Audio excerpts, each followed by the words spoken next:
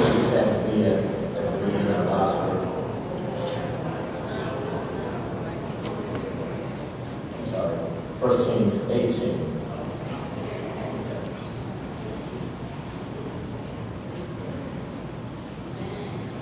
Kings 18, 41. Okay.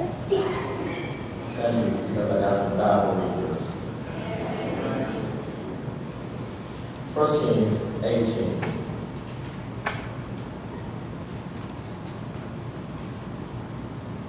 Beginning at verse 41.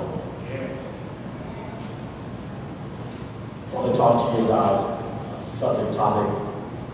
Are you ready for the rain? Are you ready for the rain? 1 Kings 18, 41. Elijah said unto Ahab, Get thee up, eat and drink, for there is a sound of an abundance of rain. For there is a sound of an abundance of rain. And so Ahab went up to eat and drink, and Elijah went up to the top of Mount Carmel, and he casted himself down upon the earth and put his face between his knees. And he said to his servant, Go up now, look towards the east. And he went up and looked and said, There is nothing. And he said, Go again. 7 times. And it came to pass at the 7th time that he said, Behold, there arisen a little cloud out of the sea,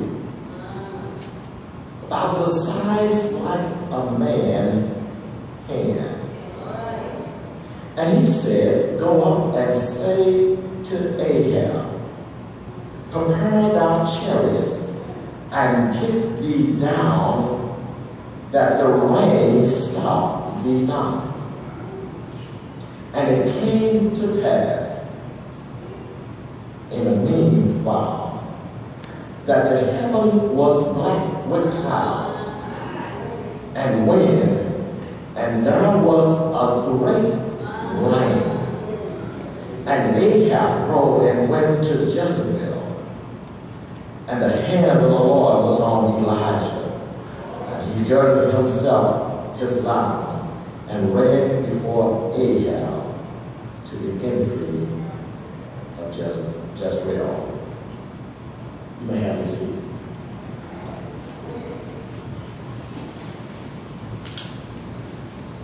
The Bible tells us that righteousness exalted a nation. Yeah.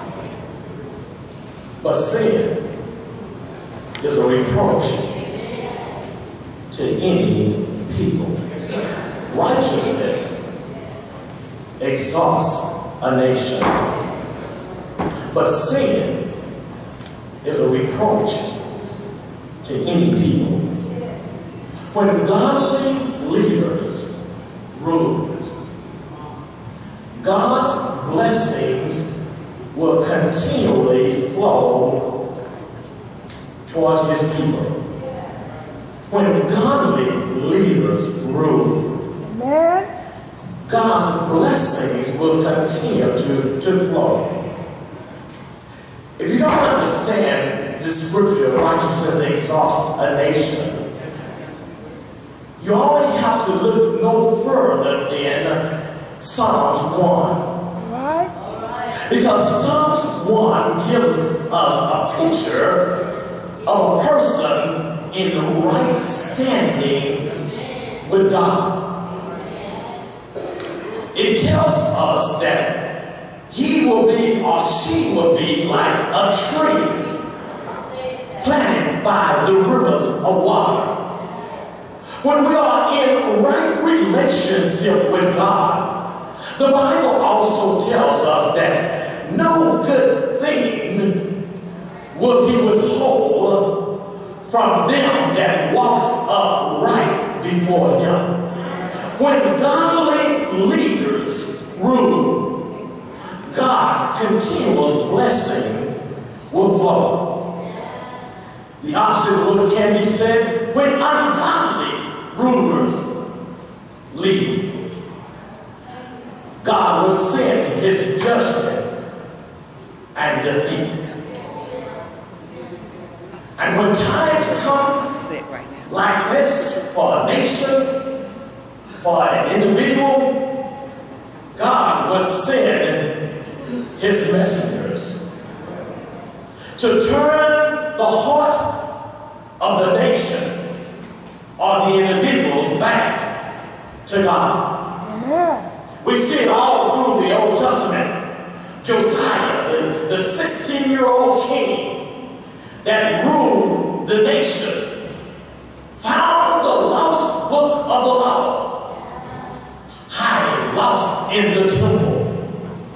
And he began a revival because he brought back the word of God. Daniel, whose name means God is my judge. God used Daniel and his testimony of what God will do and how God will preserve. He raised up Daniel for the exile that was in foreign land. They couldn't sing the songs of Zion anymore. They couldn't pray that they had no place to gather together to praise God. The temple was in ruins. But he raised up Daniel to preserve. He raised up men like Nehemiah, who rebuilt the walls of Jerusalem. Nehemiah says they had one eye on the enemy and another on their sword. But God raised up individuals like Josiah and Daniel and Nehemiah and John the Baptist. John the Baptist said, I'm just a voice crying in the wilderness, preparing the way of the Lord. Repent, repent. God is trying to bring his people back to him. And whatever he needs to do, and whatever he needs to do, he's going to do it. Because the nation had fallen into sin and idolatry.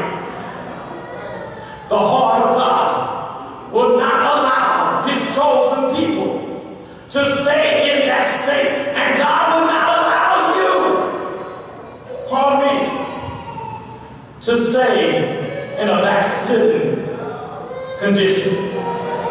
God will send us his word to turn our hearts back to him. The prophets are no fortune tellers. Amen. But the prophets are fortune tellers. Yeah. It tells us what God will do if we don't return to him. They tell us about God's grace and mercy and the line that's drawn in the sand and what God will do. This is what I love about God. God is not willing to allow any of us to stay in bondage and in sin and in prison and go to hell. But he will do everything to keep us out of hell. Hell was prepared for Satan and his demons. Hell was never prepared for you and I. And God sent his son that we could escape his judgment, and he will not allow any of us to remain in sin. Such was the prophet Elijah. All right. James recorded in the New Testament that Elijah was a man of like passion. Just like you and I, he was not a super Christian, but he was the anointed of God. He was a man of like passion, but yet he was a man of strong character and faith. God is looking for individuals today, persons of character and faith. He's looking for one who would believe his word and stand on his word and stretch out on faith. He's asking, is that you today? Is that you today that will stand upon God's word and will stretch out in faith, believing God?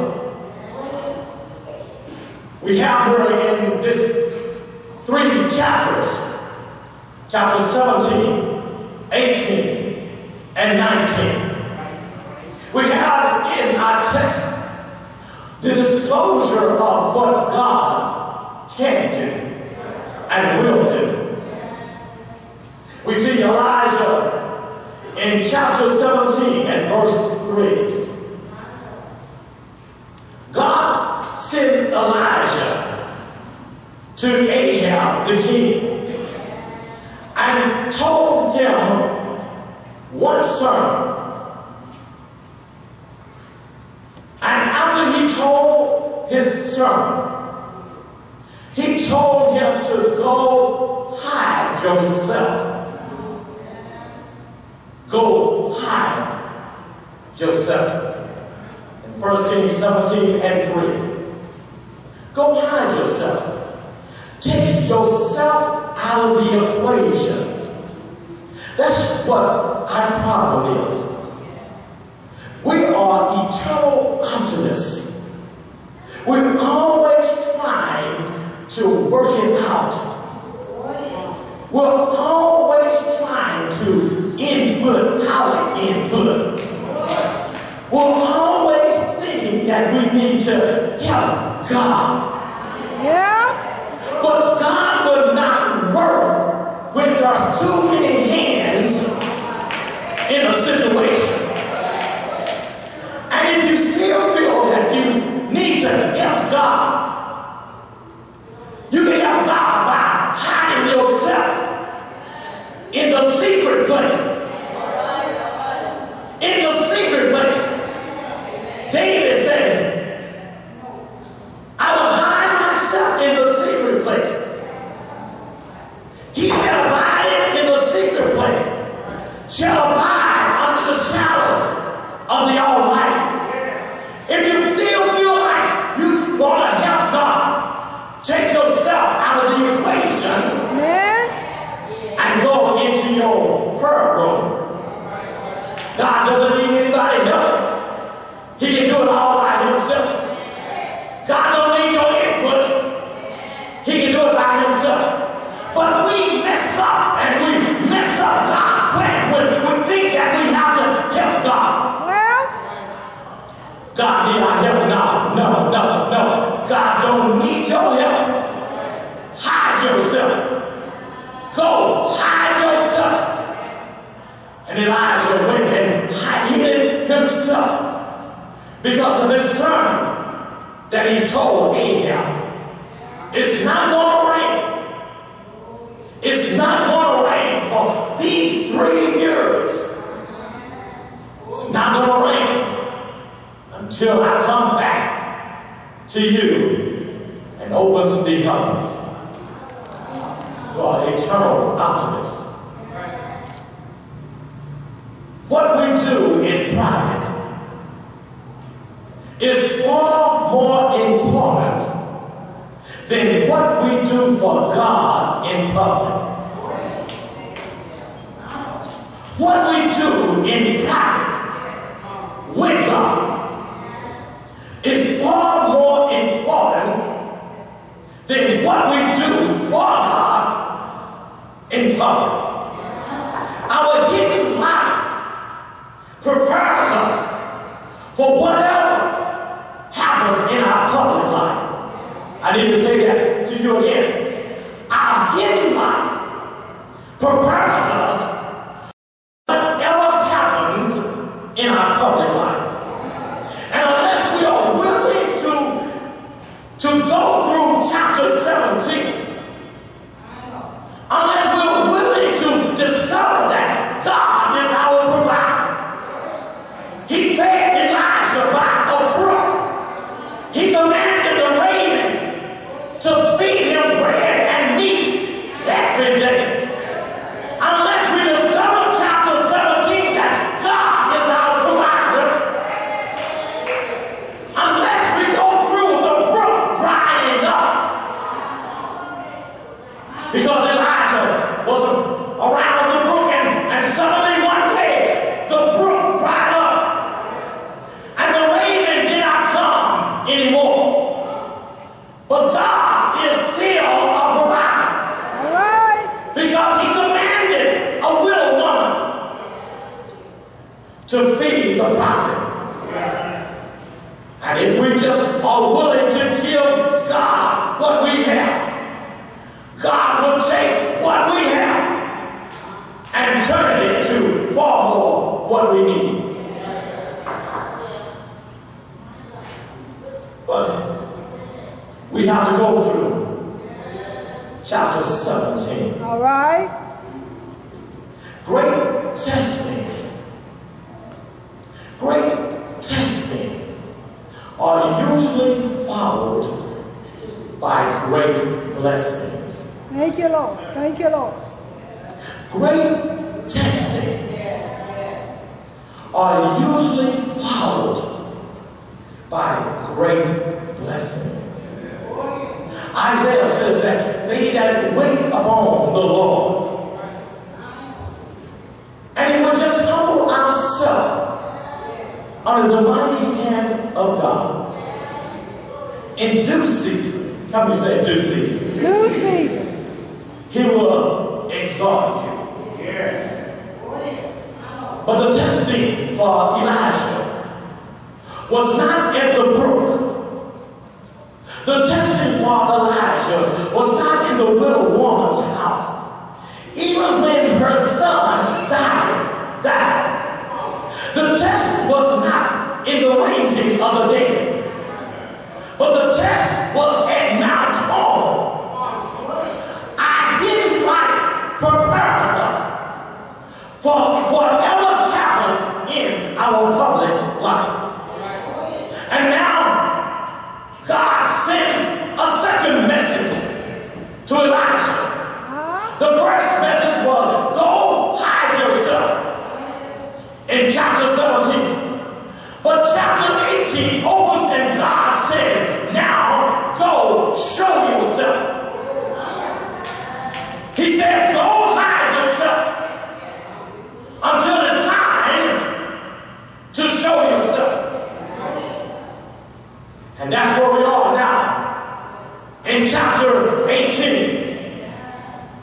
We're here after the slaughter of the prophets of Baal. Elijah presented himself to Ahab. And Ahab asked, are you the one that troubles Israel? Are you the one that has shut up heaven that it rain not? Elijah says, it's not me that troubles Israel, but it's you and your father. I have to tell you, husbands, and wives, it may be you. It may be you that is the problem in your family. It may be you in your wrong relationship with God. It may be you in your absent relationship with God. And your family is suffering and struggling because of your wrong relationship with God. Are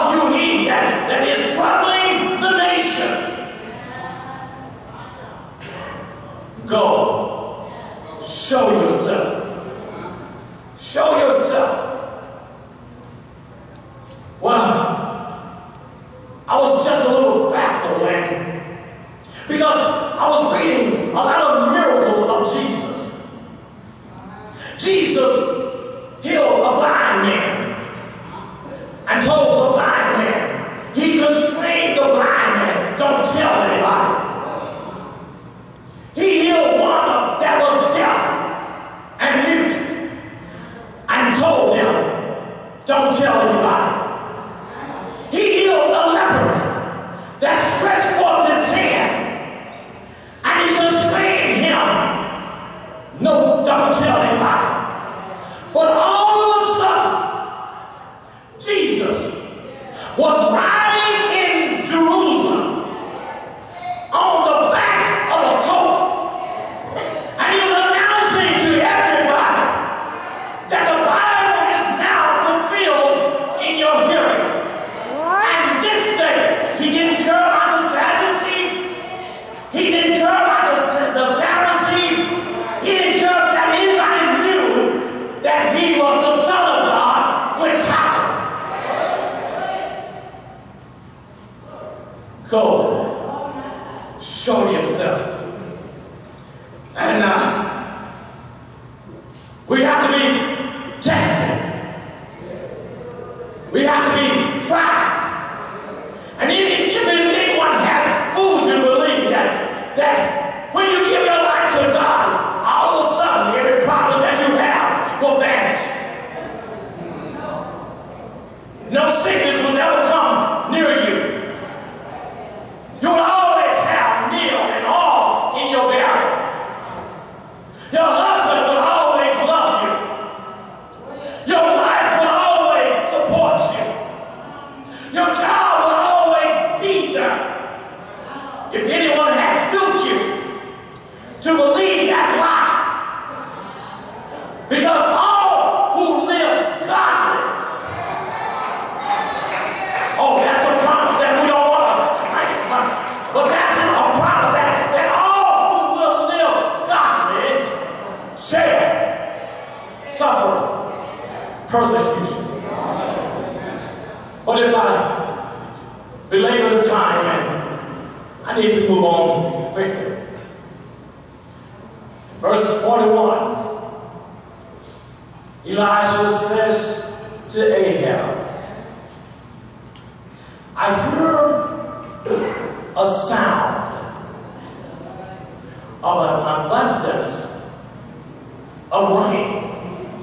So says the man of God. It was not food that the nation needed. It was not more money that the nation needed. It was not a bigger home that the nation needed. But the nation needed rain. The land had suffered 3 years. The sky was as polished black brass. There was no cloud in the sky. The nation needed rain. If no rain, the horse and the cows will die. If no rain, the crops, well, there was no crops. If no rain, and if the drought continued any longer, everything on the surface of the earth would die. It was not Ahab who heard a sound. There was no sign in the sky. But the preacher heard the sound of the abundance of rain. Right. He looked into the spirit world and heard a sound. Don't be fooled, don't be discouraged about what you see in the natural. All right. Sometimes we get our eyes off God and we begin to look at our circumstance. Yeah. And we begin to look at our situation.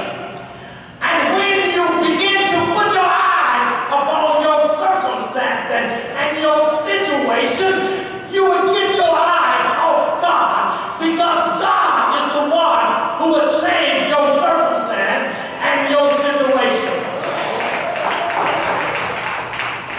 Jesus says, I give you the keys to the kingdom of heaven. Whatever you bind on earth, I will bind it in heaven.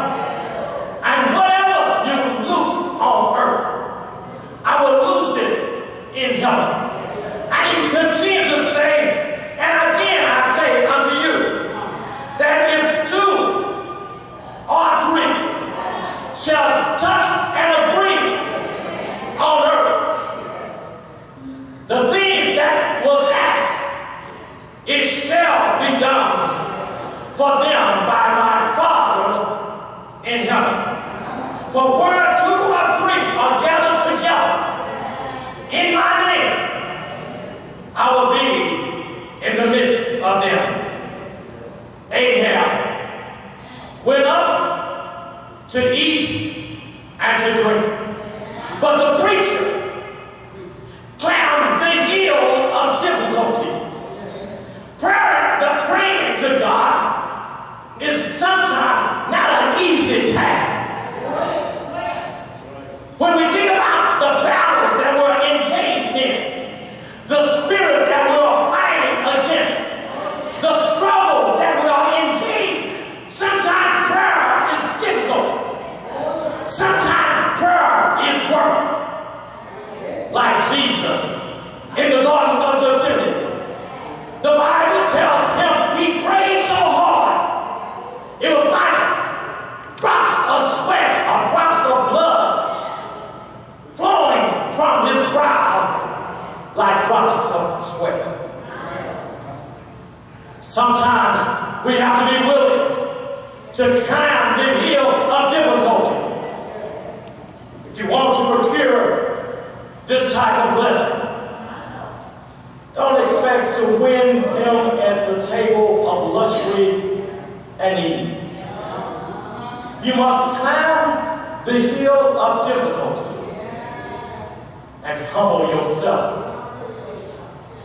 If you want this type of blessing to come down on your family, we must be prepared to say no to our own liking and desires. You must refuse to take bread or water or food for a season. These type of blessings come down not but by fasting and praying. If you want God to work in your life, if you want God to move in your life, and if you want God to move in your situation, you have to fast and pray. You have to bind the devil, because the devil will not easily surrender what he has holding for you. You have to pray over your husband. You have to pray over your wife. You have to pray over your children. You have to struggle in prayer and fasting and praying and saying to the enemy, I will not give up. I will not give in. Because my God,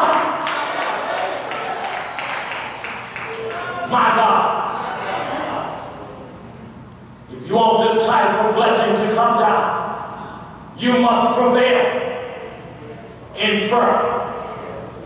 You must have a time that you are alone with God.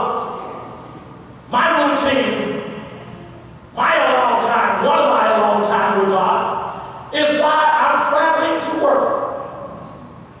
I shut off the radio. I shut off the music. Only me and God.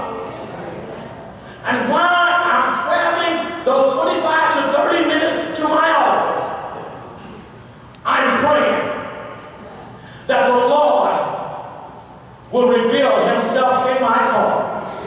Oh, sometimes my hands go up and somebody thinks I'm waving at them. I'm not waving at you, but I'm waving at my God. My mouth is moving. They may think I'm talking on Bluetooth, but I'm still talking to my God. I'm still talking in Bluetooth. But I'm synced. I'm synced with my God. And if you want God to do something for you, you must spend a long time with God.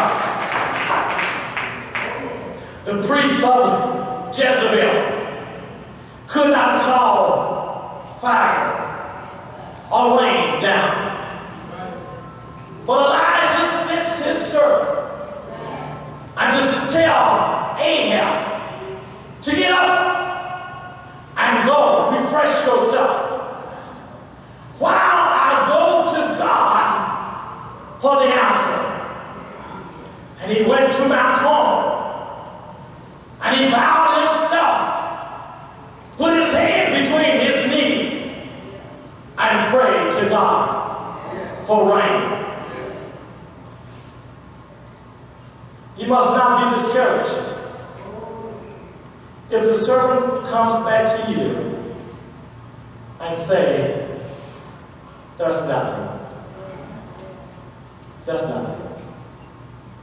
You must not be discouraged when you're praying about a situation and you see nothing happen. Go again. Go again into your secret closet. You must not be discouraged. If you come back out and you still see no evidence of anything happening, you're not feeling better. You just see nothing. Go again. Go again. Go again in your secret closet. Go again. And Elijah sent his servant time and time and time and time and time again. He sent him the seventh time. And he said, go look out towards the sea and see what you see. Tell me what you see. And the servant came back to Elijah, and Elijah stopped him. Don't interrupt my quiet time with you saying, I see nothing. Don't disturb me. And you need to put people out of your life that will come to you to discourage you and say, I don't see God dealing with this situation. I don't see God improving in this situation. Don't come to me and say, I see nothing. But the servant says, Elijah, my report is different now. I see something. I see activity. I see God moving. I see God making a difference. I see God working it out.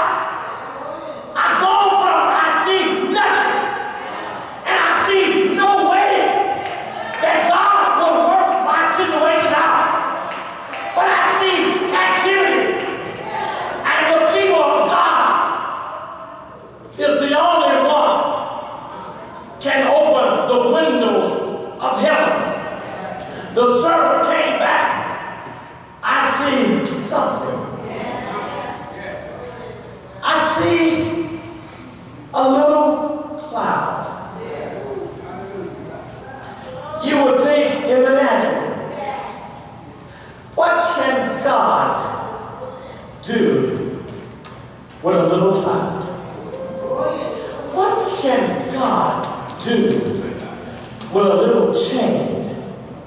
What can God do with one day feeling good? What can God do with my husband and my wife?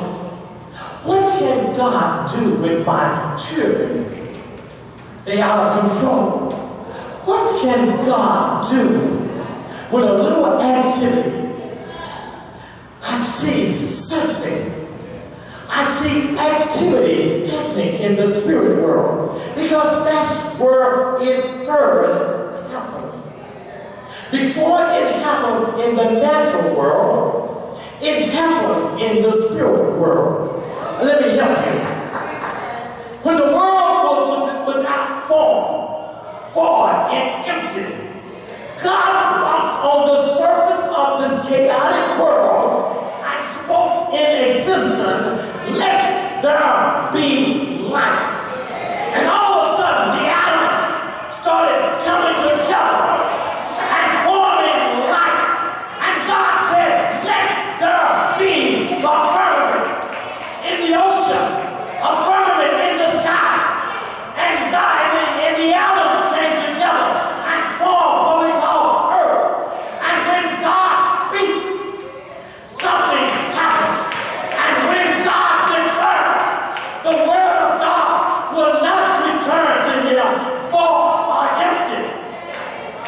but it will satisfy.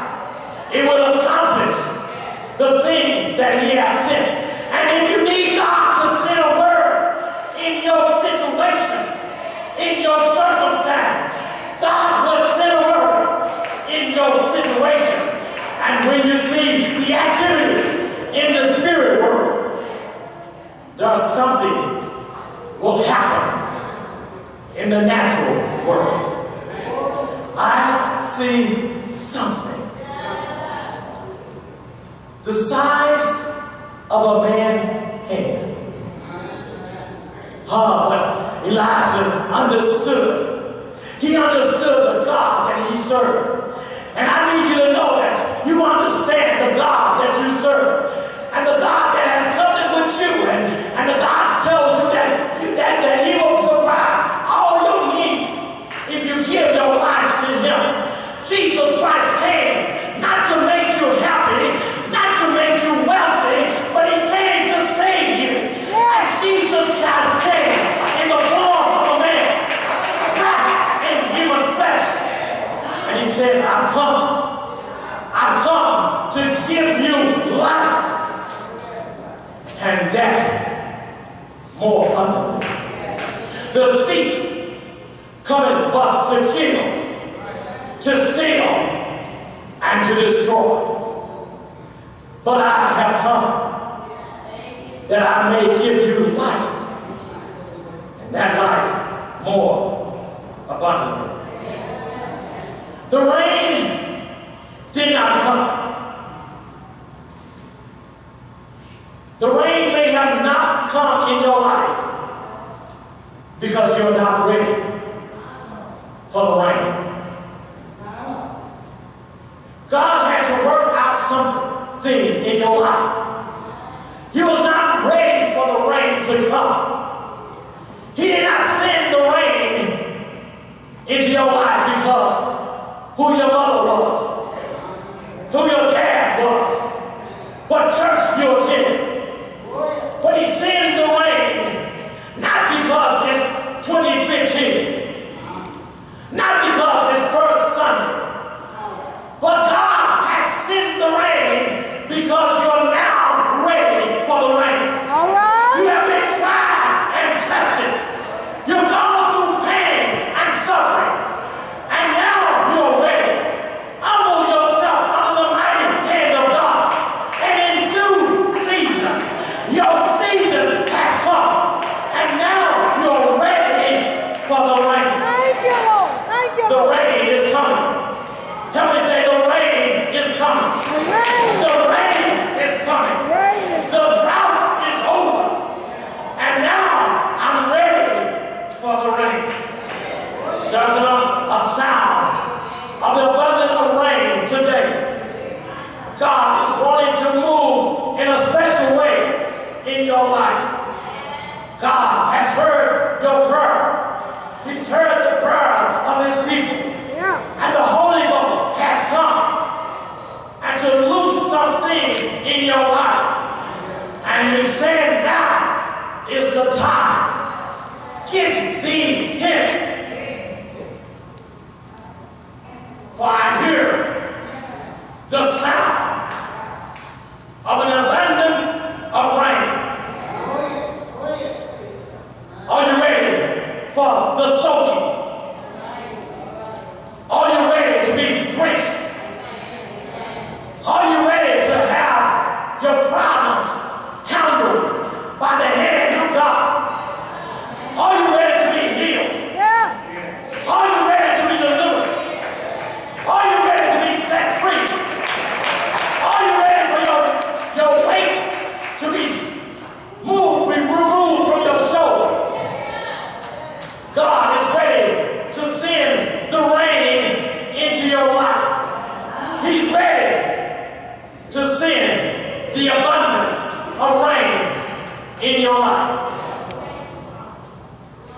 Get these hints down, for I hear the abundance of rain. The servant says, I see a cloud about the size of a man's hand. Get thee up and prepare yourself. Elijah says, the account says that all of a sudden, the activity of God changed. The landscape changed. The sky was like polished brass, but it changed. Now all of a sudden, the sky was darkened, and that cloud, the size of a man's hand, had multiplied into many clouds. The cloud covers the sun, and the sky was darkened. In the distance, you hear the thunder. Are you hearing the thunder in your life? Are you hearing the activity of God in your life? Are you hearing the answer that God is sending in your life? I hear the sound of an abundance of rain. Yes. And all of a sudden, one drop fell. 10 drops fell. 100 drops fell. Here it comes. Here it comes. Thunderstorm happened. And suddenly, Ahab was in his chariot. He was drenched and soaked because what the nation needed was God. The nation needed God in their life. Yeah. And what you need is God in your situation. Yes. If you remove yourself,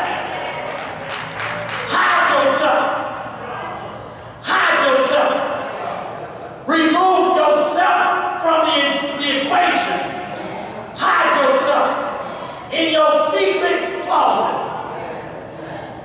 And when the time of testing is over, he will tell you, go show yourself to the enemy. Devil, you have just made your major mistake. I'm not the man or woman that I used to be. You just made your major mistake. What tripped me up last year cannot trip me up this year.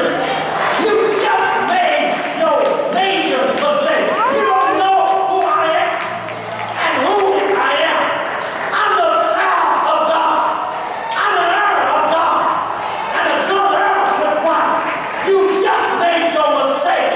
You want to fight?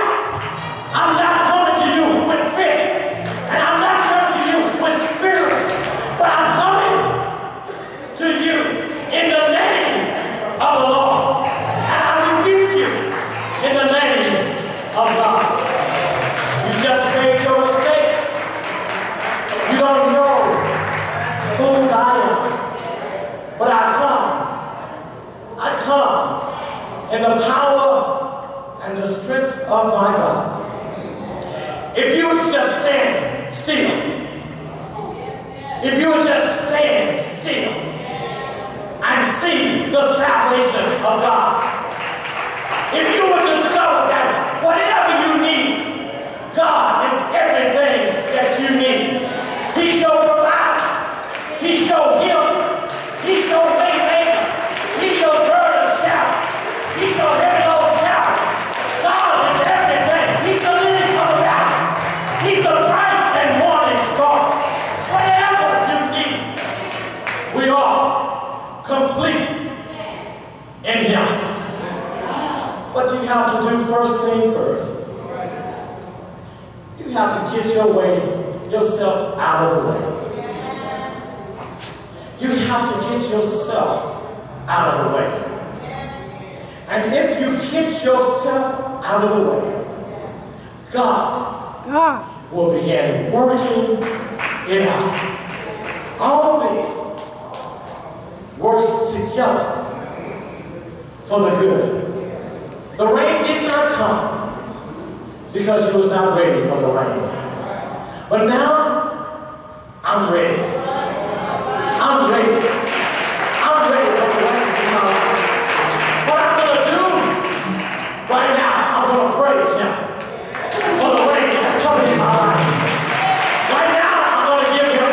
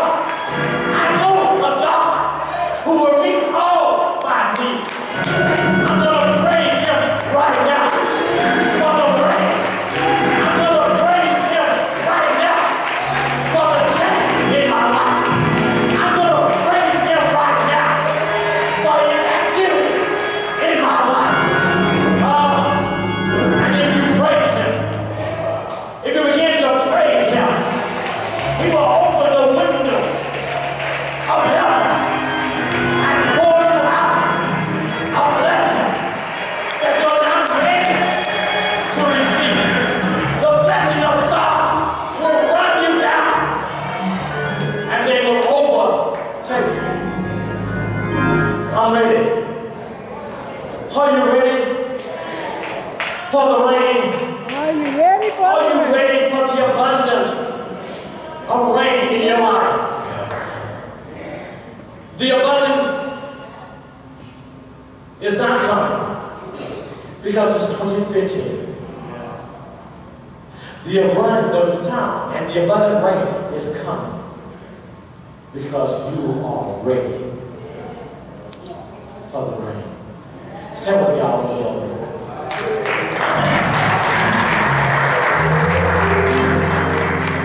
Well, go ahead and praise him. Thank you, Lord. Thank you, Lord. Thank you, Lord. Hallelujah. All my problems,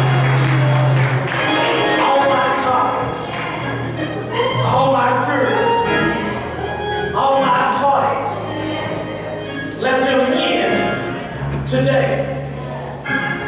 In the name of Jesus. All my heartaches, all my pains, all my sorrows, let them in today. The drought is over. The drought is over. I hear a sound of the abundance of rain. There was a great rain. There's going to be a great rain here today. A rain of God's Spirit. All you need is the peace of God that passes all understanding to keep your heart and mind through Christ Jesus while you're waiting on the rain. For the rain is coming today. The rain is happening right now. I see the Spirit working. I see drops falling on your head. I see raindrops falling. You've been waiting on a blessing. And it seems that it just won't come. The devil is a liar and a deceiver too. And he wants you to think that God is done with you. But the song says, God is not through blessing me.